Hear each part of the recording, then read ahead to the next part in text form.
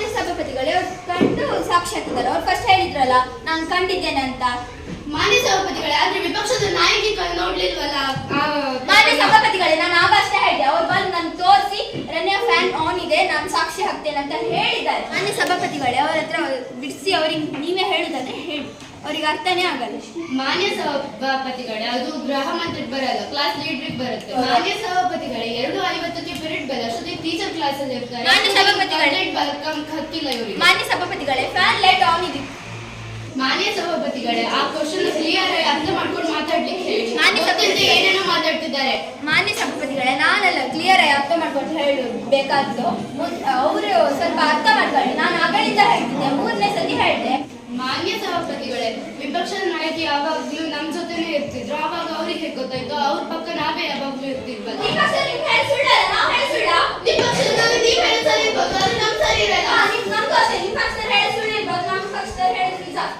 ನಿಮ್ ಪಕ್ಷದವ್ರು ಹೇಳಿದ್ರು ಮಾತ್ರ ನಿಜ, ನಾವ್ ಹೇಳಿದ್ರೆ ತಪ್ಪ.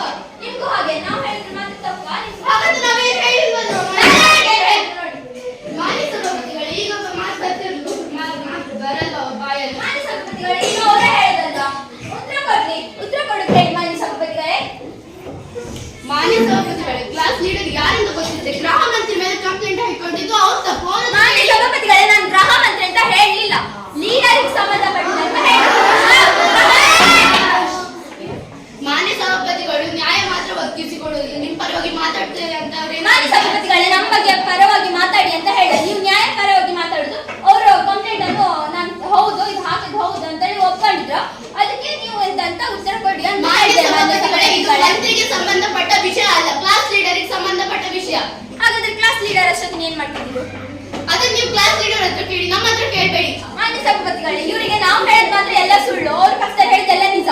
ಮಾನ್ಯ ಸಭಾಪತಿಗಳೇ, ಅವರು ಲೀಡರ್ ಅಲ್ಲ ಎಂದು ಒಪ್ಪಿಕೊಂಡಿದ್ದಾರಲ್ಲ, ಇವರು ಹೇಗೆ ಹೇಳಬಹುದು?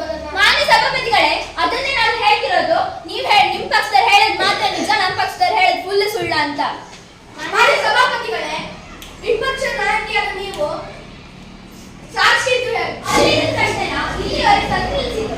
ನೀವೇ ಉತ್ತರ ಕೊಡಿ. ಈ ತಪ್ಪಂತ ಒಪ್ಕೊಂಡು ಇಟ್ಟಿದ್ರು, ಇನ್ನು ವಾದ ಎಂತ ಮಾಡುದು? ಮಾನ್ಯ ಸಭಾಪತಿಗಳೇ, ನಾವು ಅಲ್ಲಿದ್ದು ಇಲ್ಲಿ ಕೇಳ್ಕೊ ಬಂದಿರ್ಲಿಲ್ಲ. ಎಲ್ಲರೂ ಅಲ್ಲಿಂದಲೇ ತಂದು ಇಲ್ಲಿ ವಾದ ಮಾಡ್ತಿದ್ರು. ಈಗ ಬೇರೆ ವಿಷಯಕ್ಕೆ ಹೋಗಿದ್ರು. ನೀವೇ ಹೇಳಿ ಮಾನ್ಯ ಸಭಾಪತಿಗಳೇ. ಸಾಕ್ಷಿ ಹಾಗೂ ಸಂಬಂಧಪಟ್ಟವರು ಇದ್ದಾರೆ.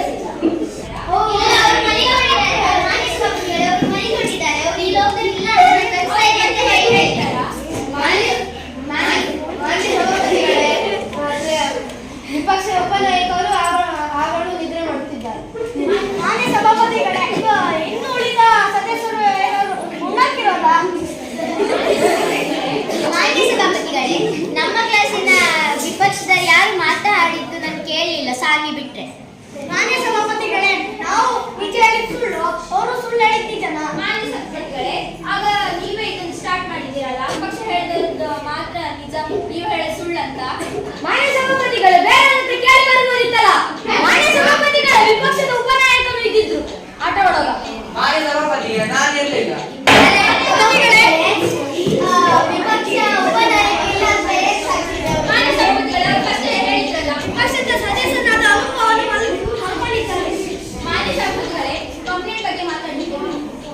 ಮಾನ್ಯ ಸಭಾಪತಿಗಳೇ, ತೋಟಗಾರಿಕೆ ಮಂತ್ರಿ ಮತ್ತೆ ಗೃಹ ಮಂತ್ರಿ ಆಡಿದ್ದಾರೆ ಅಂತ ಹೇಳ್ತಿದ್ದೀರಿ, ಆದ್ರೆ ವಿಪಕ್ಷ ಉಪನಾಯಕ ಆಡಿಲ್ಲ ಅಂತ ಹೇಳಿ. ಮಾನ್ಯ ಸಭಾಪತಿಗಳೇ, ಫಸ್ಟಿಗೆ ಇವರು ಪ್ರಶ್ನೋತ್ತರವನ್ನು ಸುಳ್ಳು ಹೇಳಿದ್ದಾರೆ.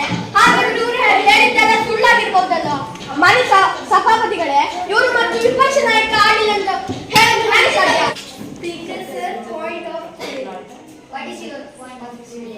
ನಾವು ಆಗಲಿಂದ ಈ ಸದನದಲ್ಲಿ ಕೂತ್ಕೊಂಡಿದ್ದೇವೆ, ನಮಗೆ ಬಾಯಾರಿಕೆ ಆಗ್ತಾ ಇದೆ. ನೀರಿನ ವ್ಯವಸ್ಥೆ ಮಾಡ್ತೀವಿ. ನಿಮ್ಮ ಕ್ಷಮೆಯನ್ನು ನಾವು ಒಪ್ಪಿಕೊಂಡಿದ್ದೇವೆ. ವರುಣ್ ಅವರು ಎಲ್ಲರಿಗೂ ನೀರಿನ ವ್ಯವಸ್ಥೆ ಮಾಡಿ.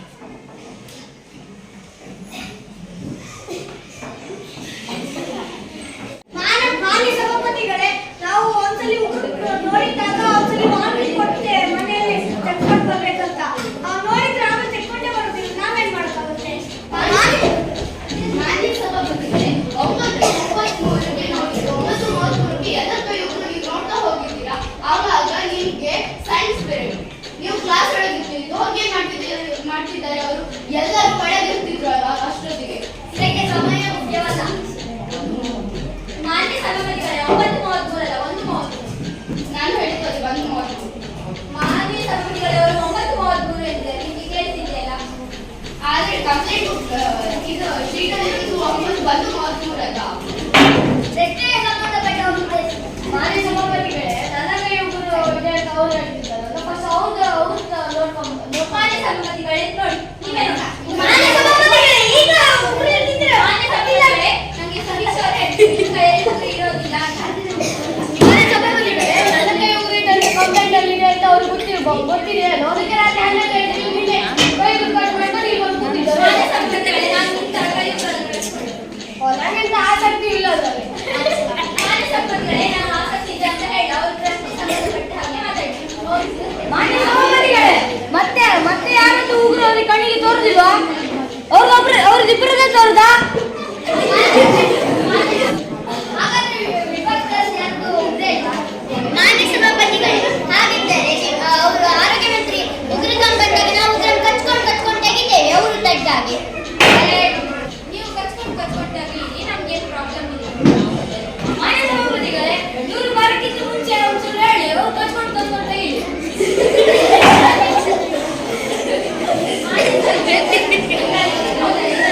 ಮಾನ್ಯ ಸಭಾಪತಿಗಳೇ ಪ್ರತಿ ಕ್ವಶನ್ನಿಗೂ ವಿಪಕ್ಷದ ನಾಯಕಿ ಮಾತ್ರ ಮಾತಾಡ್ತಿದ್ದಾರೆ. ನೀವು ಹೇಳಿದ್ದಾಗೆ ಉಳಿದವರೆಲ್ಲ ಬಿಸಿ ಮಾಡ್ಲಿಕ್ಕೆ ಮಾನ್ಯ ಸಭಾಪತಿಗಳೇ ಇಲ್ಲಿ ಕೆಲವರೆಲ್ಲ ಮಾತಾಡಿದ್ದಾರೆ. ಇವರು ಉಳಿದರೆಲ್ಲ ಇದ್ರಲ್ಲ ಅವರನ್ನು ನೆನಪೇನು ಮಾಡಿದ್ದೀರಲ್ಲ ಅದೇ ಕ್ವಶನ್ ರಿಪೀಟ್ ಆಗ್ತಿದೆ. ಮಾನ್ಯ ಸಭಾಪತಿಗಳೇ ಯಾರು ಮಾತಾಡಿದ್ದಾರೆ ಅಂದ್ರೆ ಯಾರು? ಕೆಲವರೆಲ್ಲ ಅಂದ್ರೆ ಯಾರು? ಕೆಲವು ಮಾನ್ಯ ಸಭಾಪತಿಗಳೇ ಕೆಲವರು ಮಾತಾಡಲಿಲ್ಲ ಅಂದ್ರೆ ಅದೇ ನಿಮ್ಮ ವಿಪಕ್ಷದಲ್ಲಿ ನೀವು ಹೇಳ್ತೀರ ಇಲ್ಲಿ ಕೆಲವರೆಲ್ಲ ಮಾತಾಡಿದ್ದಾರೆ ಅಂತ ಅದೇ ಯಾರು?